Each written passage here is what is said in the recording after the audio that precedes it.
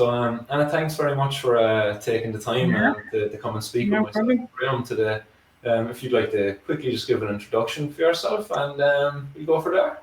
Yeah, sure. And again, thanks very much for inviting me to do this. And it's a really important day every year, the Support Unpunished. So very happy to be part of it. My name is Anna Quigley, and I'm involved with Citywide Drugs Crisis Campaign. Despite the name, which we've been saying for the last 15 years, we'll change. It is a national organisation, and we have a network of community-based organisations across Ireland of people who basically in their own communities, their own areas, are trying to do something around the drugs issue. So that's basically what we're about. We also have a role on the national committees for the National Drugs Strategy as representatives of the community sector. So that's me. Thanks, Anna. We look forward to the session, which is entitled Future of Drug Policy in Ireland in light of COVID-19. Of course, we're calling you during the pandemic, while we may be on the end of the first wave. We may or may not get a second wave. We haven't had a case in Cork for the past week or so, so it has allowed us to come out a little bit and ease some restrictions. We had our Support Unpunished Day today, of course. Despite some efforts to make social distancing, there's some normality back again. And could you go into your presentation then without further? Yeah, not far ahead. Great. So I suppose the first thing to say in terms of the lessons we've learned from COVID, in some ways we haven't learned anything new, anything that we didn't already know, but for sure it has really reinforced what we do already know about what it is that causes the worst drug-related harms. So it certainly reinforced that. And it's also very clearly reinforced us in the view that the criminal law has no role in addressing any of those drug-related harms. So, as I say, while we learned nothing new, very definitely it's been a reinforcement of how we already see things. I'm just going to say something really brief about the current policy context, because obviously I'm talking about implications for Irish drug policy. So the current policy context, people will be aware our current strategy, which is called Reducing Harm, Supporting Recovery. It runs from 2017, it started, until 2025. And it is described as a health-led strategy. Now, there isn't actually any analysis in it of what that means. And clearly, in that strategy, possession, use, sale, supply of drugs remain criminal activities. So it would really seem that the main, I suppose, health-led aspect is the fact that it is the Department of Health and the HSE who lead out on it. I suppose what the government would present as the key element of a health-led approach in that strategy is the health diversion program, which they launched last year. I think it was in August. It was launched with kind of a lot of publicity as a radical new approach. Of course, it isn't radical at all. It is incredibly limited and nowhere near even the decriminalisation that we have been campaigning for a long time. Basically, what it means is that on the first time a person is caught in possession of drugs for their own use, they will be referred to an assessment which the HSE will carry out. Second time it happens, they could be given an adult caution. Third time it happens, they're back to being a criminal. So there's a total inbuilt inherent contradiction in that on the one hand, you're saying this is recognising drug use as a health issue, but we're basically saying, but you're only going to get one chance, and we don't deal with health issues that way. So that's an inherent contradiction. Where it's at the moment, there was an allocation in this year's budget 2020 for setting up the assessment part of it. But obviously with the COVID situation, all of that stuff is on hold. So there hasn't really been any progress on it. Just again, people will be aware that obviously we're in the process at the moment of forming a new government, and tomorrow will be the day when we find out whether or not the programme for government that the three parties, Fianna Fáil, Fine Gael and the Greens have negotiated, whether that deal is going to go ahead and they'll form government. And one of the interesting things I think that we feel there is potential in that is in the proposed programme for government is the proposal to convene a citizens' assembly, say it right, to look at the drugs issue. And I suppose what's really interesting, we know the background to this is that when the three parties were in discussion, that the Green Party wanted a much more progressive approach, that they were interested really in having something in around certainly legalisation cannabis, but actually also looking at the legalisation of all drugs. Probably not surprisingly, they found that Fianna Fáil and Fine Gael were not prepared to go with that. So the Citizens' Assembly, I suppose, in some ways you can look on it as one of those fudgets, but actually we feel there's a huge opportunity in it, because we know from our past experience that the format of the Citizens' Assembly has allowed a couple of other really significant issues, the marriage equality issue and the provision of abortion issue, to be discussed in a way that was actually much healthier, I suppose, than a lot of our discussions around those kind of policy issues, where in the political process you often get a lot of emotion around it, and there's more emotion and sort of judgment than really looking at the actual evidence. So we feel that that Citizens' Assembly could be a real opportunity to actually look at the evidence around drug policy in a much more kind of objective way, and hopefully keep out the kind of level of maybe emotional stuff and judgment that's often there. So that's hopefully something positive. But as we say, we don't even know whether that government is going to come into existence, but we'll see. But again, in terms of Irish drug policy, again, for us in our organisation, the key context has always been that the worst impact of drug-related harms we know, and this still continues to be the case, is in the most disadvantaged communities. The Department of Health has done its own research that restates that clearly. And again, the impact of COVID has highlighted this yet again, and I'll talk a little bit about some of the examples of that. But again, that obviously clearly indicates, if we're looking at a link between the drug-related harms and more broader kind of socioeconomic issues, then the criminal law doesn't have any place in the response. It's about addressing those broader issues. So to give, I suppose, some specific maybe issues that COVID has highlighted, particularly for people who are using drugs or people who are in addiction. First of all, what we'd say clearly is we've seen very, very clearly that addiction is a housing issue. One of the most vulnerable groups of people who use drugs in our society are people who are also homeless. And at the start of this pandemic, and this is meant to sound like a cynical comment, but it's part of public health policy, that in effect, homeless people who are using drugs are seen as a very high risk group for the general population. So there was an immediate response to try and cater to their needs, and a very effective response, it has to be said, in both Dublin and Cork cities, in the two main cities, in that the people within those groups didn't die from COVID related illness, which is something that we really should be, acknowledge and say that is something that's really, really positive. I know what happened in Dublin was we had 1,200 people moved from emergency accommodation into what was really decent accommodation. We saw pictures, some of them were their Airbnb, some of them were like executive suites in hotels, some really, really nice accommodation. But along with that as well as the housing, there was changes to people's access, for example, to opiate substitute treatment, methadone, basically, that the usual waiting period is around 12 weeks, which is a major problem for a lot of people, particularly when they're kind of homeless in insecure situation. That kind of waiting time doesn't work. So the waiting, or the time for taking up OST was reduced to just a couple of days. So a significant number, I think overall the number of about 650 people came onto OST who hadn't been on it. And as well as the accommodation, there was deliveries were organised directly to people in their accommodation, because obviously they had to stay at home. And the deliveries included not just the methadone, but other medication, which is a really interesting thing. So even where somebody didn't actually have an existing prescription, say for benzos or other medication like that, if they said that they felt the need of that medication, they were provided with the prescription and these drugs were delivered to them. So it's a really, really interesting point, I think, in terms of this is an approach that worked, obviously in the short term, because we've to see what happens, as time goes on.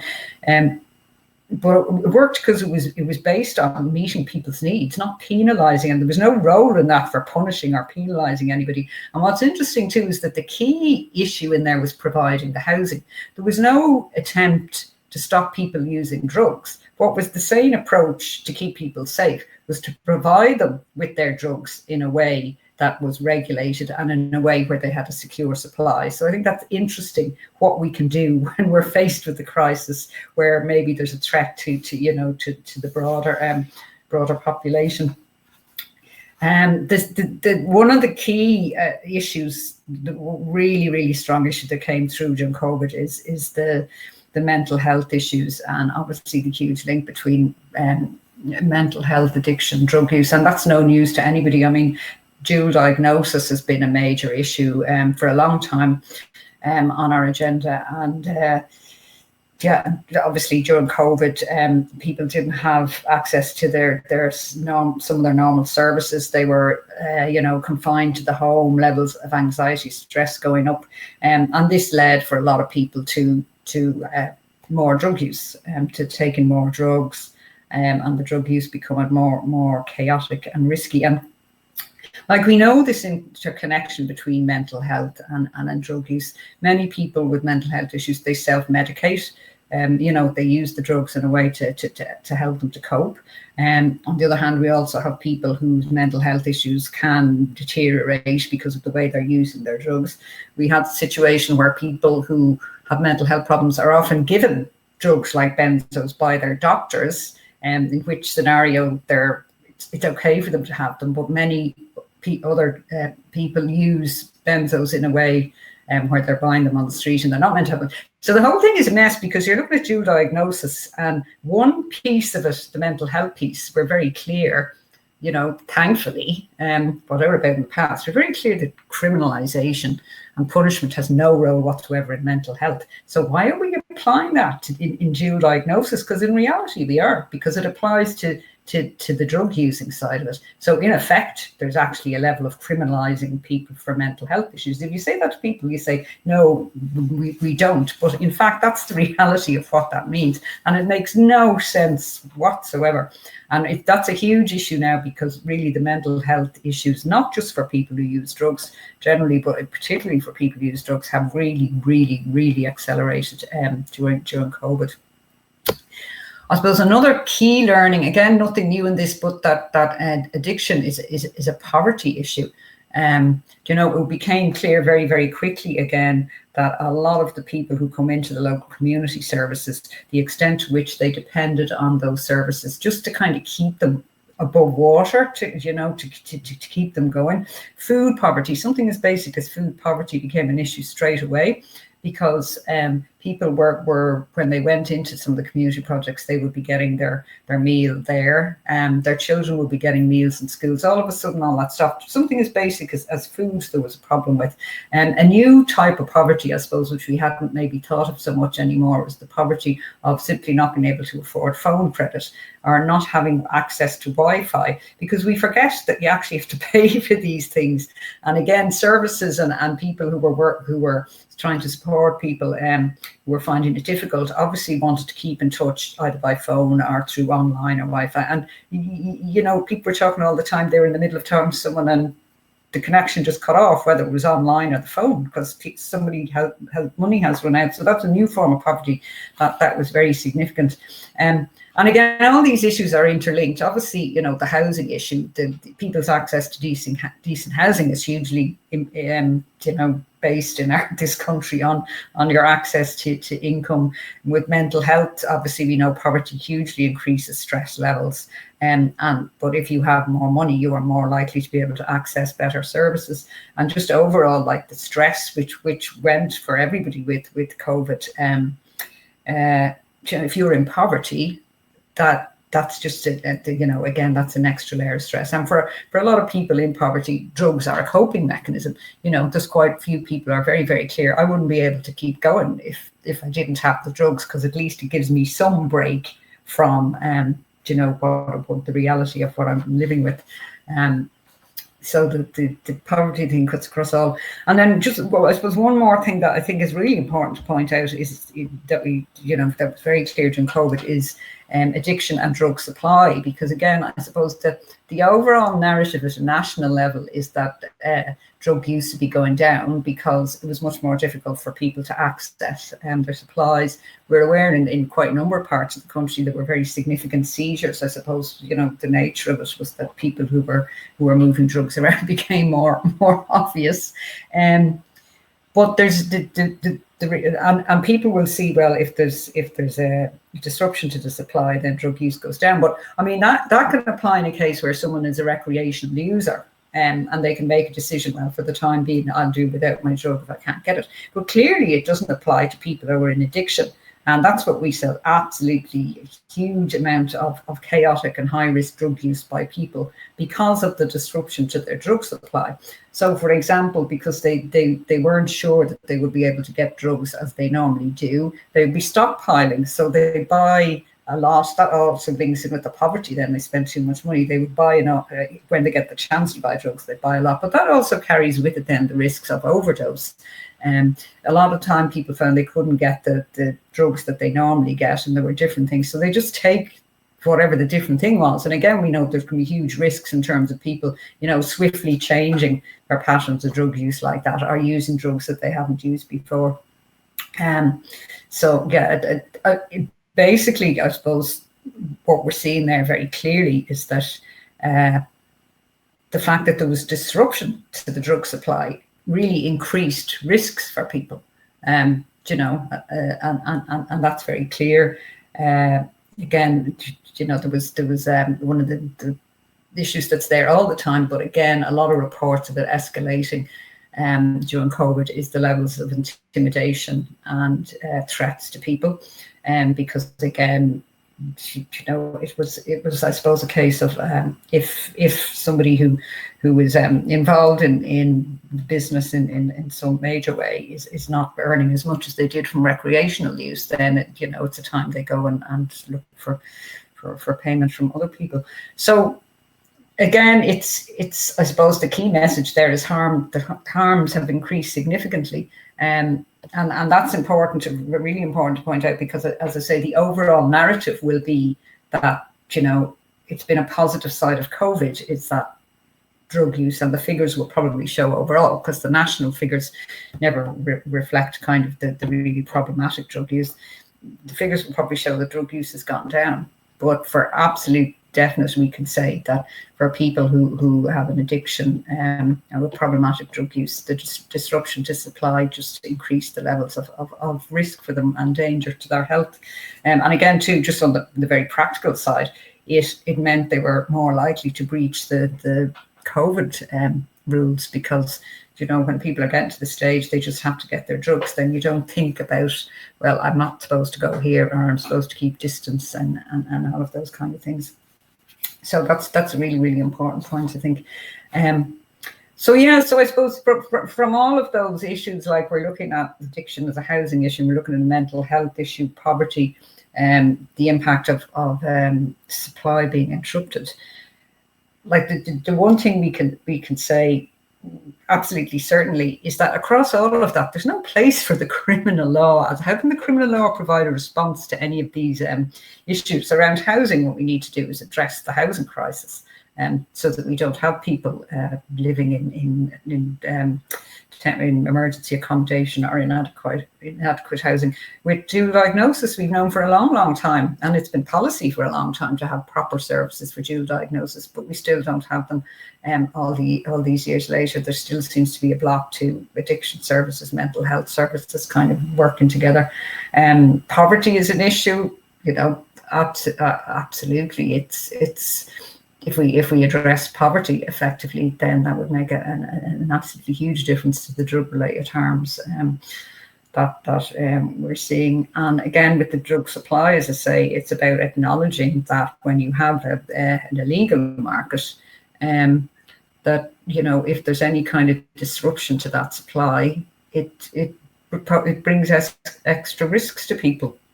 It doesn't mean that they just decide, oh, well, I'm not going to use anymore. So yeah, and really what we should be doing is investing in the kind of drug services that acknowledge these realities and don't try to operate in sort of a world where it's where we're looking at it, as I said earlier, from some kind of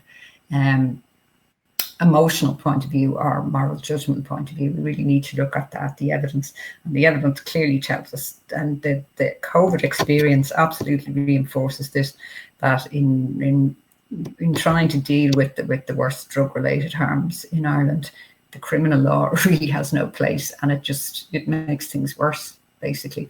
So on today's day, when we're saying don't punish, I mean, just 100%.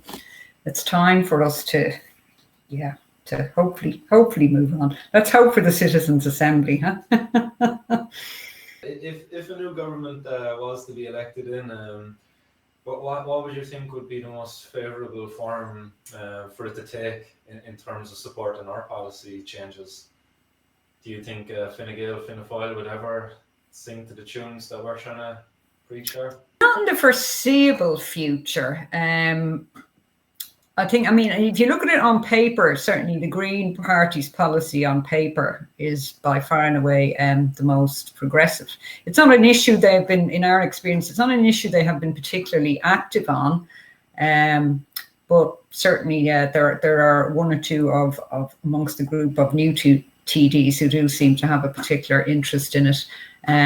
But again, if there's an action in a programme for government and that programme is agreed, then that gives us a real opportunity just to do that. We can all work to make sure that the action is implemented. Having a citizens' assembly, I think, is something that it's the kind of commitment that can be met.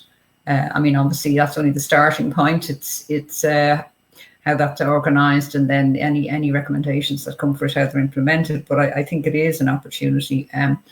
As I say, that the experience around the working group to look at decriminalisation wasn't a very positive one, and certainly from our experience, wasn't an evidence-based process. So.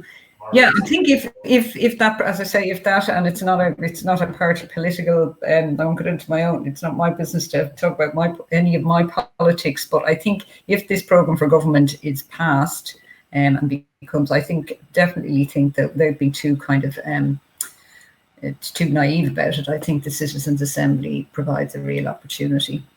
Just to have a discussion in a different setting where we can kind of have have it based on evidence.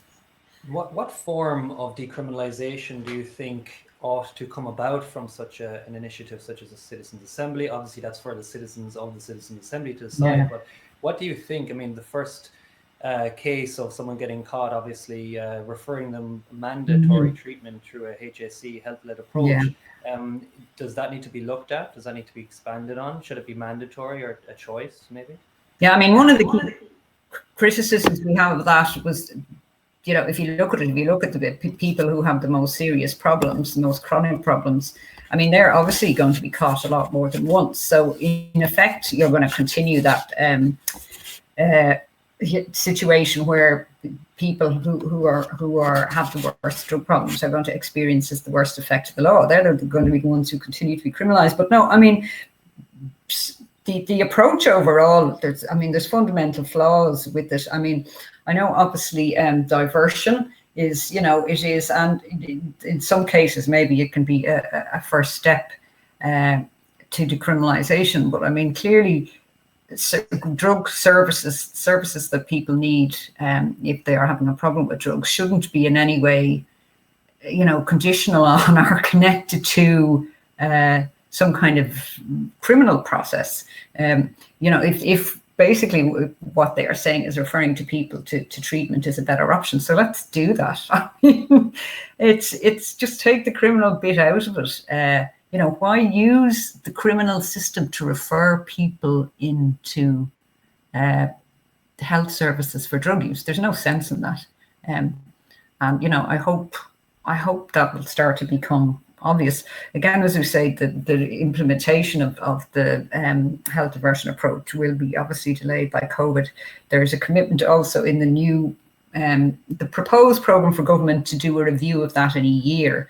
But certainly our hope would be that we wouldn't have to wait a year for a review of it, because I think the inconsistencies in the approach, they're just too glaringly obvious. You know, and as we've been saying from the beginning, how can something be treated as a health issue the first time you do it, but then the second or third time it's a criminal offence? There isn't any logic in that. And again, as we say, people should have access to services anyway. You know, it shouldn't be conditional. To make anybody's health treatment conditional on them going through some kind of a legal process, it just doesn't make sense. That would highlight a massive waste of time too by the professionals that would have to see these people coming in on their first time offence. Like I'd imagine a young person getting caught with cannabis and he's going to see this guy and the counselor is like, he doesn't have an addiction, he's okay. I know just like that person had his time wasted when he could have actually been sitting with a real person who really needs help. This stigmatic approach of like, oh, any level of drug use is a health problem, whereas where do we draw the line and define what is healthy drug use? And that's the difficulty when you don't look at, you know, the real issue is how do we address the drug-related harms? How do we address the harms? That's the key issue. You know, rather than, I mean, it's hypocritical of us to say, you know, we want to actually stop people using drugs, because practically the entire nation uses them. And again, we saw all the figures for, you know, the extent to which off sales and off licenses have gone up during the epidemic. And that's just average Irish people going and buying their drugs, their supply of drugs to keep them going during the lockdown. And that's, you know, everyone has a complete understanding of why they're doing that. And interestingly enough, I know, you know, I remember hearing some discussion about should we, because at the very beginning, off licenses were described as essential services, and there was some discussion about whether they should be or shouldn't. And somebody made the comment, well, if you want to get buy-in from the Irish population around all of this stuff, just telling, if you stop them buying alcohol or having access to it, you would just not get buy-in. So in effect, what we're saying there, well, as a society, as a population, we can't do this without our drugs, but because we don't use it, we don't use that language. But it was one of the very interesting things around the whole COVID is that there was an absolute acceptance of all of us that, you know, well, we needed a few drinks to keep going or to get through it, and that's, you know, that's fine with everybody. It was just the fact it was described as an essential service is really interesting. And that's drug use. That's drug use, you know. So there we go. To include alcohol as a drug, which it is, then would we say if you're caught in possession of alcohol, would you not be referred to treatment if you were using it in a harmful way? Would that be provided for a young person? Maybe there's once or twice. I would have liked an intervention on my alcohol use as a college student. That wasn't ever offered, so to speak. I mean, maybe through the college in a kind of way in which it would force me to come forward, and maybe that's the way it should be for all drugs. You have to treat them all the same, really. It just points out again the inconsistencies in the approach, you know. And there is still a big issue, I think, and it's back to the question about the politics, that as a society, while technically, as you know, the national drug strategy is actually the national drugs and alcohol strategy, and technically covers alcohol, but in reality, you know, well, particularly I suppose for most politicians, they don't see alcohol as we don't just talk about alcohol as a drug, by and large. We don't see it as no, we don't. I mean, it's not in the political language. People will talk, you know, about the fact that there are people who have issues with alcohol, but we don't talk about it when we have discussions or debates about drug use and whether things should be available, legal, criminalised, all of that. Alcohol doesn't feature in the conversation.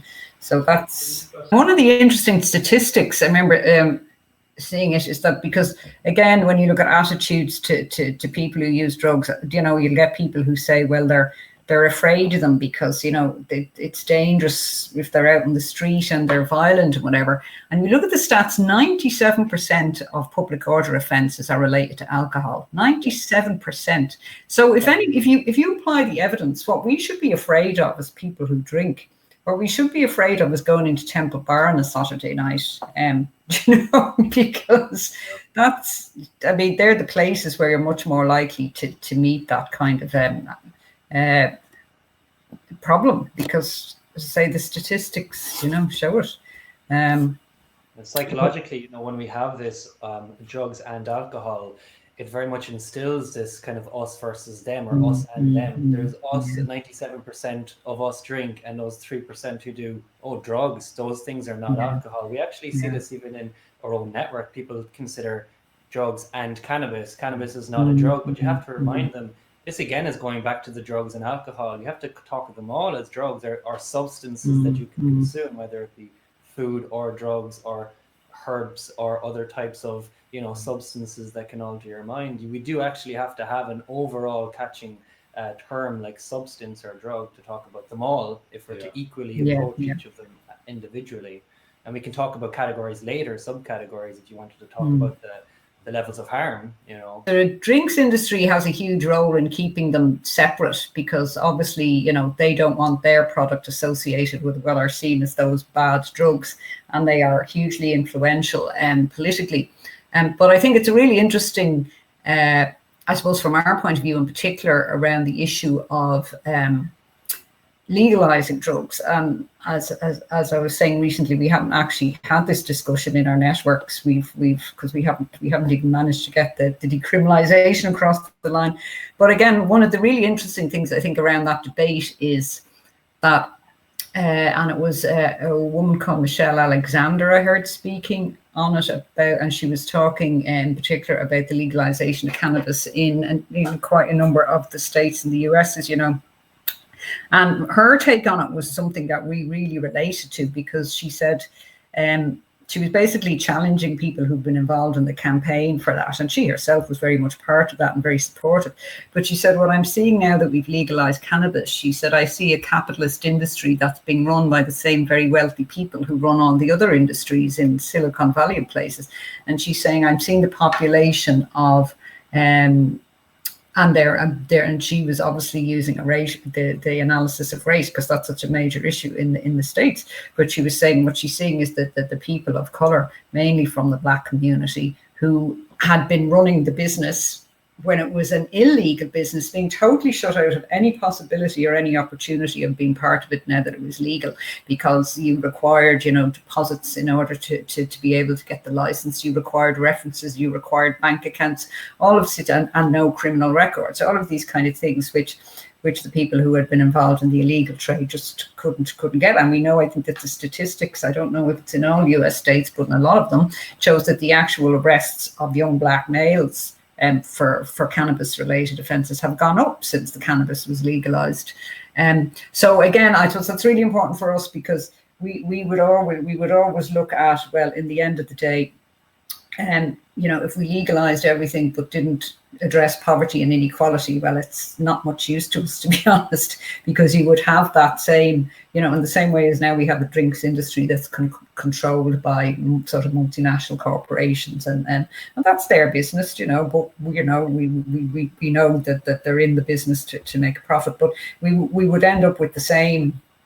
We could easily end up with the same situation around the legalization of drugs, and that wouldn't change anything for the people that we're engaging with. The community needs to be represented within the market, and we shouldn't have these capitalists coming in and encouraging more consumerism, as is in the alcohol industry. It's consume more, and they do it subliminally through their advertising. They have like a load of people there having a great time, partying, drinking, and that encourages a person to drink more. Let's say it was legalized. I would hate for us to have an industry that continues that kind of encouraging people to go out there and consume drugs. Make me more money by buying more of my drugs. I think we should definitely have these community orientated cannabis collectives where the community is the main stakeholder within the industry, and we should definitely be keeping out these foreign investors, these big multinationals coming in here and setting up shop where their main interest is only profit. It's not the consumers. And there are models there again. I think it's in Uruguay still that the market is it's a state-run market, like for cannabis, that it's actually the state that run it and make it available to people. And again, as you say, obviously in Spain, there's quite a lot of clubs, where people can come together and sort of provide their own cannabis. So there's models out there.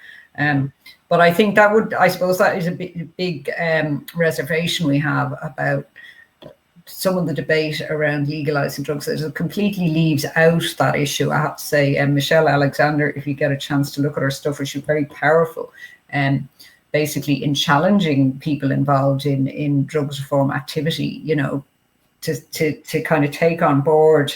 There are groups of people who are going to get left behind by this, and to see just the issue of legalizing the drug as being the kind of bringing us all to a better place by itself. It's not going to that's not going to happen alone. It only happens in line with a whole load of other kind of policy changes and stuff, which only makes it a lot more complicated, but that's the reality. I think you raise a very good point, and it's something that we're all learning. I remember my first time at a DPA conference in Colorado in 2012. The pleasure of meeting Damon Barrett in person out there, and it was one of the things. There was a victory lap organized by some cannabis companies or organization, movement, whatever.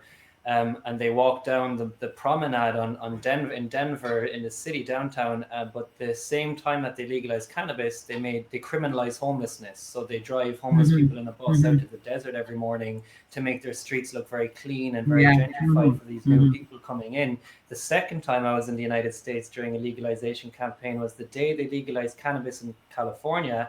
I landed into, I think it was San Francisco airport, but sure, it was the same day Donald Trump got elected. So, it wasn't much. It was a celebration, ended in a 6-month riot. And I think they're still rioting today. So that was 4 years ago now. And you wouldn't say America is a better place because of legalization.